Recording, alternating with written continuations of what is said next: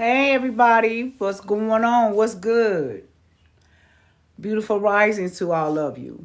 Uh so I did a video which y'all be able to see. I don't know how to do that, how they do the story and then I don't know how to do. I'm not savvy to any of that. I am going to try to learn that though, but I'm on here talking about what my video was talking about, how I got triggered today. Um because it's constantly on social media about the Diddy and the Cassie trial, and all the things that happen are coming out. Now, mind you, I very rarely watch the news. I'll get information, and then if I see it's something I really want to look into, then I'll dig into it. But I stay away from all that kind of, because I don't. First off, I don't know those people. Um, but I really do hate hearing what happened has triggered some things that I went through in my life. And it's mind blowing to me. Which it's always gonna be social media gangsters, it's always gonna be all that kind of stuff, which I don't pay no attention to that. But knowing what has she testified. I was 16 years old, and I was dating a guy, a sadistic guy like that, and he was very sadistic, and he was a very evil person. And so I was forced into prostitution, and he introduced me to crack cocaine. We used to call it primos here in Dayton, Ohio. It's like crack mixed with cigarette or marijuana. I think with the cigarette it was called a Sigamo, and then with weed it was called a primo. Either or, it was crack. So in '87, 80. So if I was 16, so like 86, 85 or whatever. He introduced that to me. And it wasn't really like taboo because people really, it was like powder that was really popular and marijuana and, stuff like that. But anyway, he introduced me to that. But if I came home late or if he thought that it took me too long to get home, um, like walking from my grandmother's house to his, he would time it. And so he felt like if the timing was messed up, then I had to be messing with another guy or something. It could be a train holding me up. But I used to really try to get over there in time. But he was so insanely jealous and sick that when I would get in the house, he would smell my panties. And then after the fact, he would, if he felt like I was lying, I was doing something, he would at that time take me upstairs and tie me up to an extension cord, and he would beat me with it. And so watching that Diddy stuff, which I only listen to like what's on here on TikTok, or you see something on Facebook, or you see a lot of the content creators giving their take on it and things of that nature. And subconsciously, although I may not be paying that close attention to it, just hearing it every day was in my subconscious. And so today it triggered me. Like I woke up today thinking about what I really like, similar things. You know what I'm saying?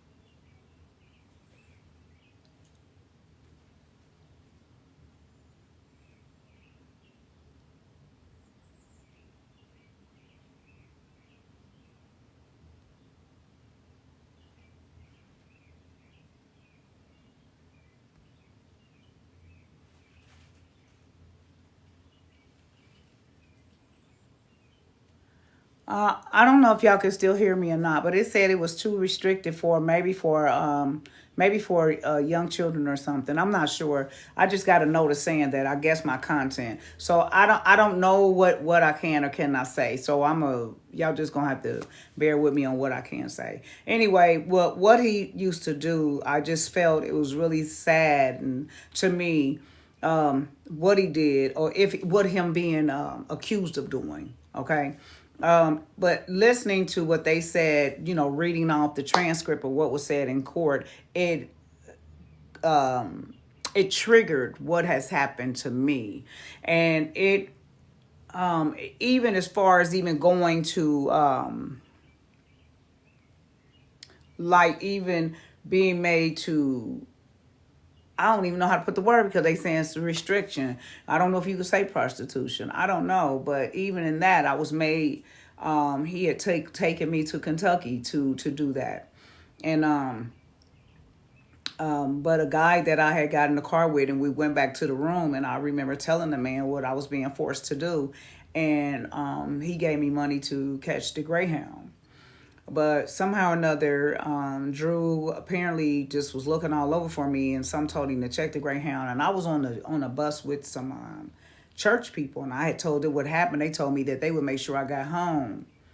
And he got on that bus, and he began to get like really hostile with them. And I was just begging them like, no, I didn't want the church, men to get in trouble. It was kids all on the bus. And I just said, let me go, because I didn't want them to get hurt because of what I was into. But he ended up, doing some horrific things to me that day because I had tried to escape, from him. But just listening to what she's going through, or what she went through, or whatever, I hear a lot of people saying she could have left. And that's what I want to talk about. I mean, if you haven't really been through anything like that, and we're not talking about the average relationship that you may have been in where a guy maybe smacked you or y'all got into a scuffle. We're talking about very, very sick, violent men, like sadistic, insane people. So the things that they're saying that Diddy did, that's somebody that's very, very sick. You know what I'm saying? And the guy that did that to me, not only was that way toward women, he was like that toward the police, toward men, toward old or young. He did not care. He just did not care, okay? His whole family was like that. As I got older and learned about it, his whole family, his brothers are in penitentiary doing life right now because of how they were. He's doing life right now because after me, later on in life, he ended up going to penitentiary for, attempting to unalive a lady. And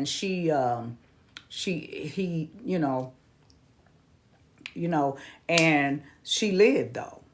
And he dumped her somewhere.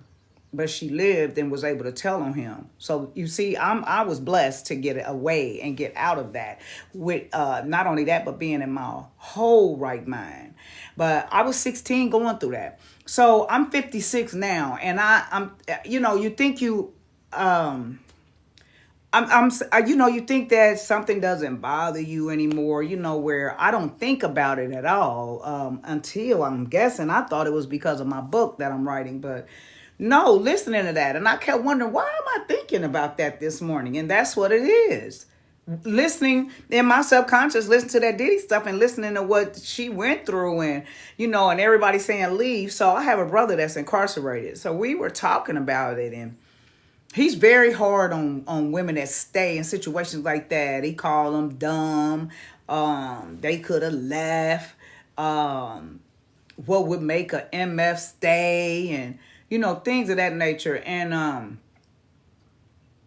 I'm just thinking to myself, like, he has no understanding of it. And conversation kind of got heated because he doesn't understand. And so, he wants to say that you're just dumb. And it's probably a lot of people that feel like you're dumb when you stay in an abusive relationship. But what people don't understand is that you're paralyzed by fear.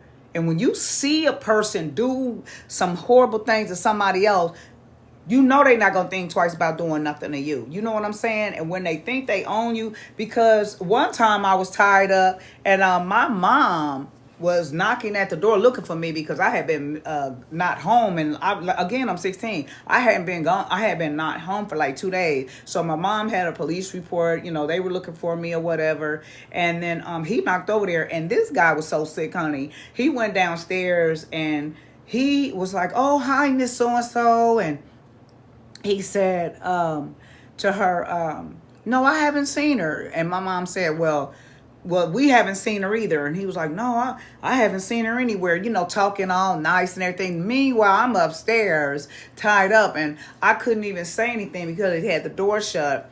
And so you couldn't hear downstairs. And but I could hear my mom. I could hear it, but he had something he had my mouth taped, and I couldn't say anything. And I just remember tears rolling down my face, just wishing that my mom would have just not believed him and called the police and asked, them to come in and search the house. And then they would have saw me up there tied up.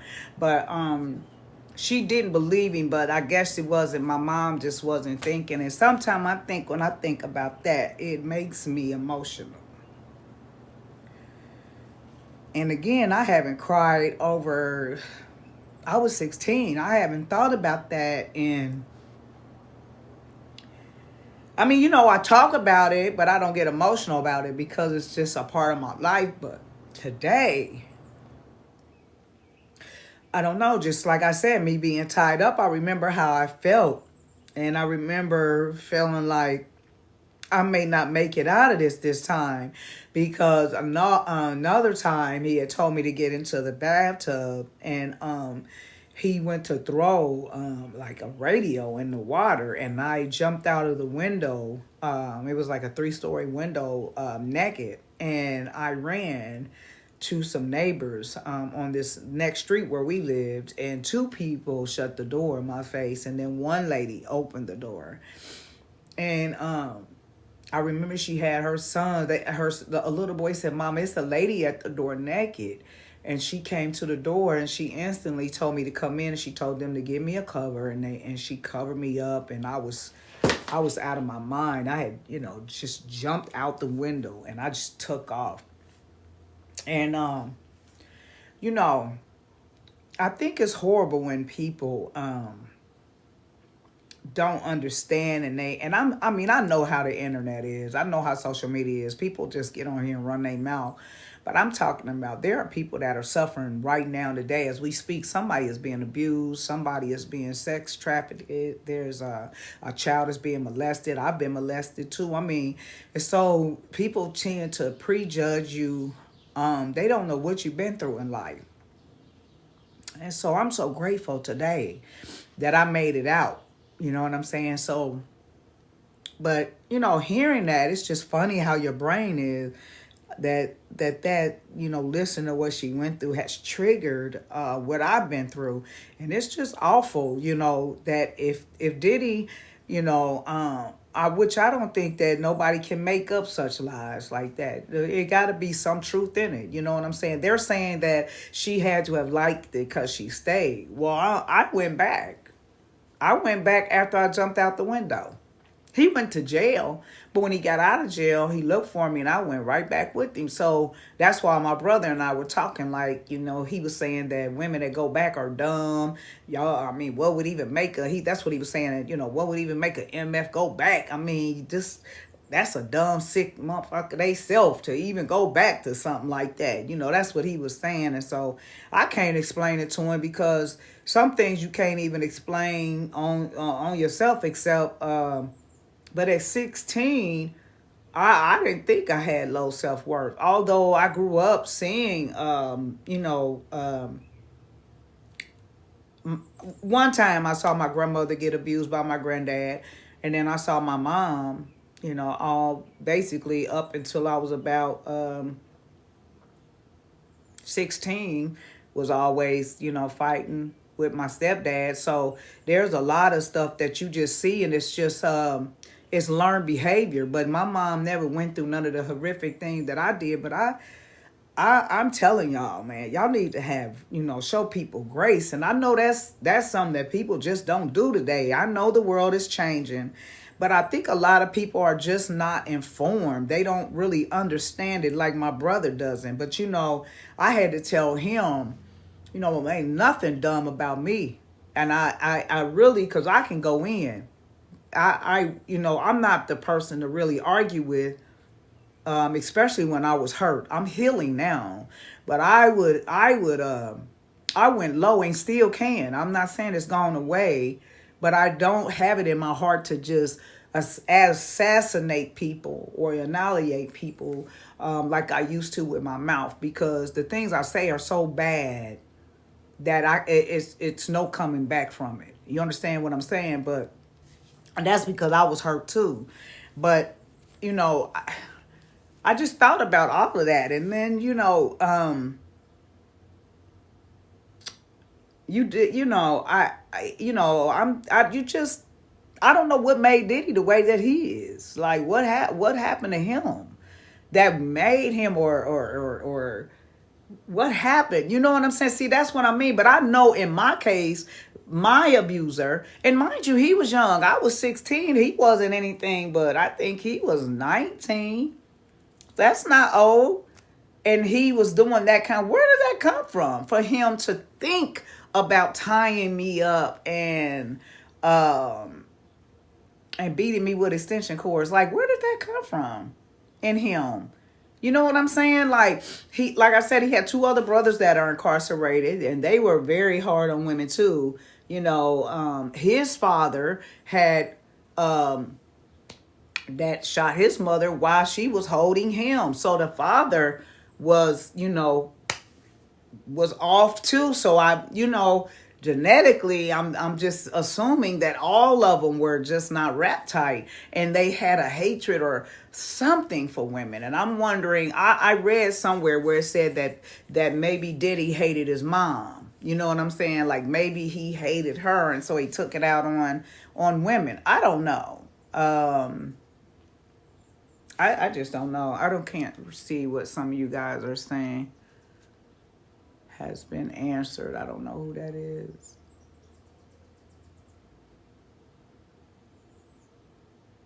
I don't know what I told you guys I'm not really good at this, but I just wanted to just say hi everybody that's on here, that I just think that we should just show grace, because if we don't know them people. That's why I don't watch that kind of stuff. I don't know them. I don't get all into entertainers' business and get all involved and like with the little DG and the Holly stuff. I mean, it's on TikTok, but I don't get all into that. I don't know what happened. If the young boy did it, then he need to get done with, But there are a lot of women that abuse men too. Because I was one of them. You know what I mean? I would, if I got caught cheated on. I've done some horrible things too, but who knows? I don't know. Did that come from how I don't know. I just know that whoever may be going through that today, I just want to encourage you that you can get over it if you allow yourself to get over it. Because what I've been through at an early age, I am, like I said, I'm 56 now. This happened when I was 16. But I think that after him, every relationship afterwards was abusive. I may have had maybe 2 men in my life that didn't put their hands on me. So you see what I'm saying? It was the norm for me. And that's sad, but it was the norm. So it's like you go with the same person, they just have a different face. You understand what I'm saying? And so when you've been through things like that, I've had I had one ex that even went as far as he took me out of state, and he was planning on unaliving me, and he had put a firearm in my private area. And I had a cousin who actually did get shot there.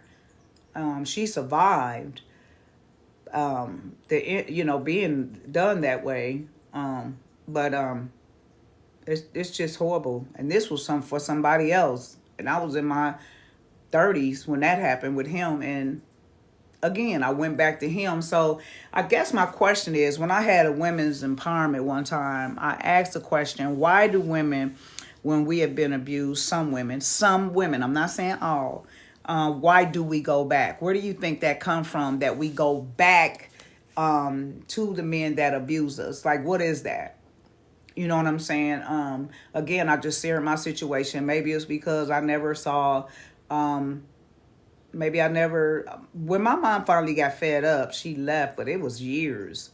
You know what I'm saying? So it was just a fight. And then the next day, they may have been mad for a couple of days, then they eventually, got back to normal. And so my brother and I, that was just the norm for us. So maybe that's what happened. Like I say, it's learned behavior that we fought and then we got back together. And then my marriage, my last marriage, not my first one, my second marriage that was the end of it for me. That was the end.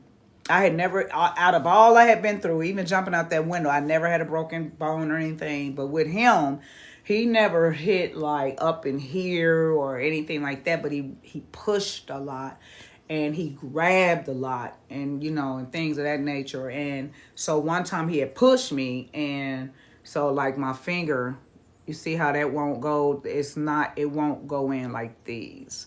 It's because that had broke. And then my ankle. I have a plate in my ankle from where he pushed me, and I tried to brace the fall, but I fell on my ankle and it broke. So I had to have surgery and all that kind of stuff. And so he left for a couple of days or whatever, maybe a week or two, and then I allowed him back in. And, it's just, I'm so glad that part of my life is over and that I know my self-worth now and that I don't have to deal with anything like that, which of course I would not. I'm saying there's some people that are still going through it at my age. Please don't ever think that because somebody is in their 60s or 70s or 50s and late 50s that they don't go through abuse, because honey, yes, they do. I'm telling you what I know. That was it for me with him. After he was out, I had to go, and then my brother got incarcerated, and I had that nervous breakdown, and so that changed my whole life. I just went through a deep depression, and it changed my whole life, and so that's why I'm living a beautiful life now, a peaceful life, which ironically is abnormal for me when you're used to a chaotic life. But I do want to encourage anyone that may be going through it, please. And sometimes you have to be strategic by leaving, because the first guy I'm telling you about at 16, I couldn't have just never told him, hey, I'm leaving.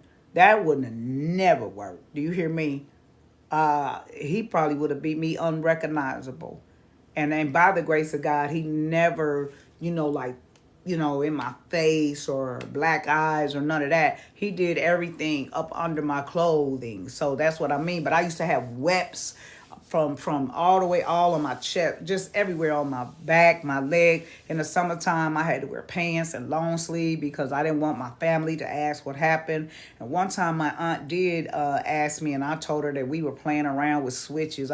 You even make up lies and try to protect the person that has done you like that. You know what I'm saying? It's just, so I understand. And so when people are saying people like it, no, I didn't like it. I think that I believe, and again, I'm 16. I'm a teenage girl.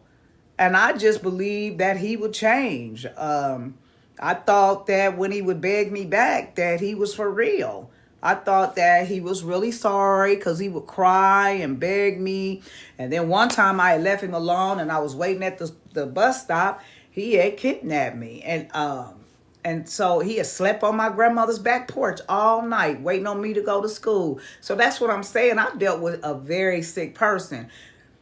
I don't know. And I remember at one point, I just told him, just do whatever you got to do. Because at that point, I had got tired. Just tired of just, dealing with that. And, but I literally have ran into the same type of a person. So at some point, it's like, Do I attract that? It must be in me because I keep attracting these kind of people. So that's why when I got my divorce, I started focusing on myself. Like, let me get me together here because something is not right. So I got therapy. Of course, I had faith. But even in that, my faith and my walk and all of that, I still went back. And then I went back to using drugs and drinking. But I guess I needed that to function. You know what I'm saying? I maybe to suppress it, to medicate myself, because maybe thinking about it sober was too much. I don't know. I didn't even think I thought about it too much, but obviously I did. But I liked the way it made me feel to drink, and I liked to get high until the chasing part of it. If you've never done drugs or whatever, if you heard about crack cocaine, it's a chase. Like after that, you want more and more. That's the chase of it. You understand? That's the addiction part of it. One is, they say in NA, one is too many and 1,000 is never enough. So it's like once you get started, it's on. And that's the same way it was with me with drinking. I never been a social or nothing. I have addictive personality. So I would drink, but that one drink was not enough for me. So I always drank, and I would drink till I had blackouts. I've been raped by that. You know what I'm saying? By somebody you trust to take you home, and then you wake up and you somewhere else, and they done had their way with you. So that's what I mean. People don't know anything that you've been through at all in life. Some things I put myself in as an adult. I put myself in those situations. But some things I did not, like molestation.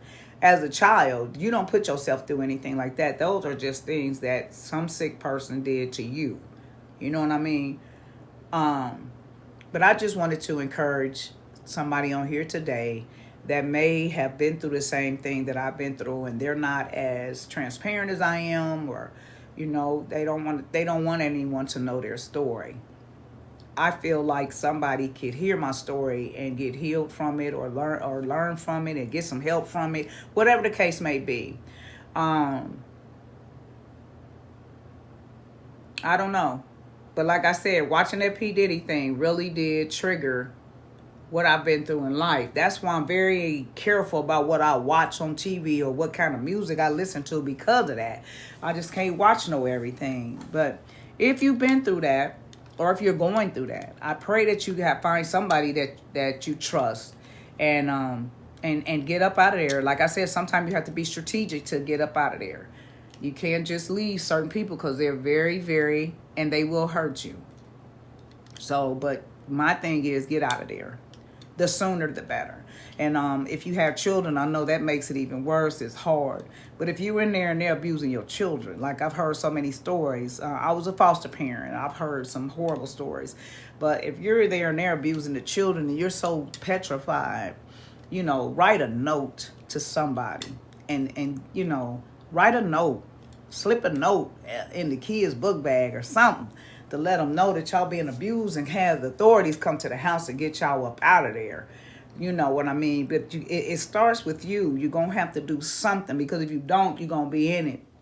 And then who's to say you're going to make it out? I pray that you do. And I thank y'all for listening to me this morning. I just wanted to share that. It's just funny how the brain is, from 16 till I'm being triggered still at 56. So I don't know. Maybe I'll forever be triggered by some of the things that I've been through in life. I don't know. But that has triggered me. And I think, like I said, that one part where I heard my mother, it's almost like I put myself back there when I heard her asking him. And I remember upstairs just crying, with that tape on my mouth, like, Mama, Lord, don't believe him. Come and get me. Come and get me. Oh, my God. Like, I wish he just would have went and got the police. And I remember him coming upstairs saying, yeah, don't nobody give a F about you. Your own mama don't want you. Just lies. But he couldn't penetrate that lie to me, baby. Now, that he couldn't do. Now, he may have had some of my mind where I was, naive enough to keep going back. But you aren't gonna never tell me that my mother didn't love me. He couldn't get that out. But see, those are the things that those type of people do. They try to make you think that nobody is just them and all that. No, honey, I wasn't going. Just like I said, when he, forced me to go to Kentucky that time. And I, once I got out and it was the whole stroll down there. And as soon as I got in the car with that white man, honey, I told that white man exactly what he was trying to make me do. And that man gave me some money. And like I said, and I was at the Greyhound, and it was a whole bunch of pastors, a church, wherever they was from. They probably had a revival somewhere. But he got on there acting. He found me. And I had told them, and they told me they would take me home. And it was awful.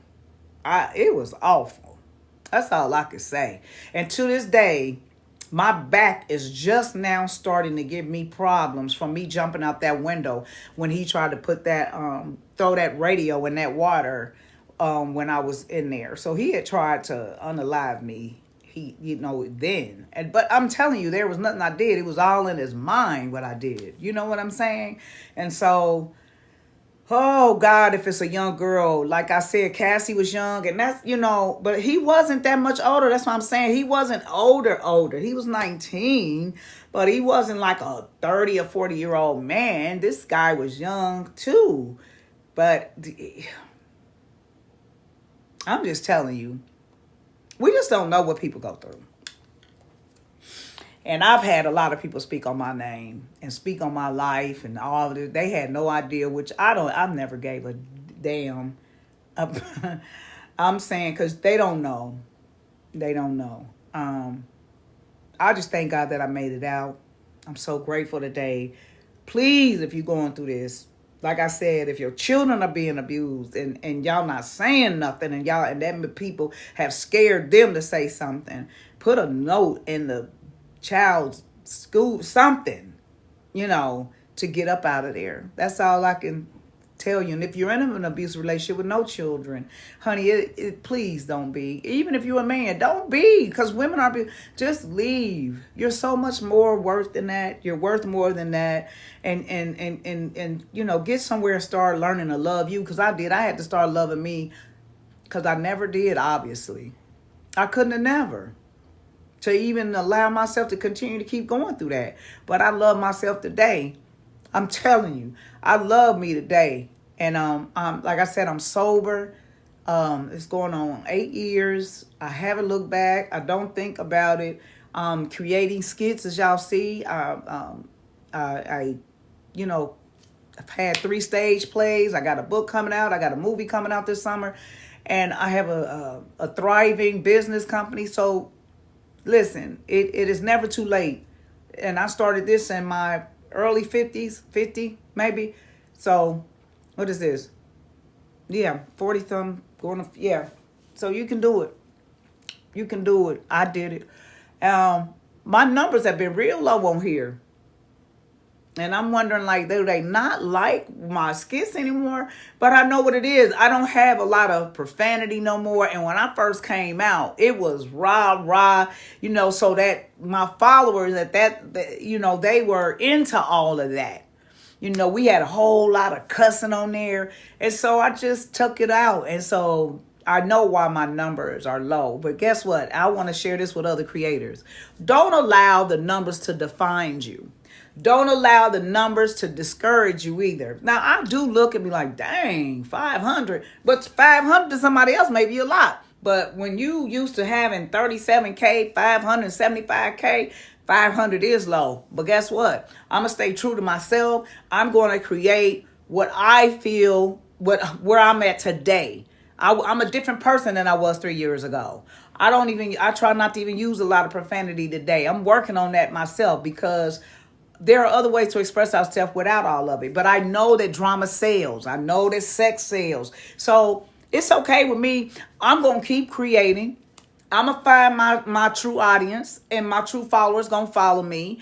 And I thank y'all for everyone that do like or comment. I appreciate that. A lot of people think that my skits be real. So I guess that's a compliment because it truly says Tina Truth Skits, but they think it's real, and that's when my numbers go up. But if they would follow the storyline, so maybe I have to make it where more of a storyline, like maybe put part one, I don't know, but it's okay. I'm thankful for who's left, who's here following me. I'm really appreciative, and if you knew me, you'll know that I'm a very grateful person. I mean, I am very humble and I'm very grateful. And like I said, I just the likes and the sharing and the all of that means so much to me. I'm just eternally grateful for y'all. And I thank you. And I'm gonna learn a little more about this TikTok stuff, so I'll learn how to do all the things that they have on here. I don't know anything but the video and put on here and go live. But I think maybe once I start learning more, then maybe I could capture more of an audience that likes what I'm doing. But yeah, that's why I had all those followers, because it was always drama. We was cussing and motherfucker this and nigga, I caught your ass. And so see, that's sale. That's what people want, that a lot of people. But that's not what I want to bring out anymore. We can still have some great storylines without all of it. But I appreciate the ones that have stayed and that like me. And so whether it's 1 view or 1 million views, stay true to you. I'm telling you, I am in my 50s, and I started this with just posting, and it's just gone on from there. So be encouraged, and don't forget what I said earlier. Okay? Bless you and have a blessed day on purpose.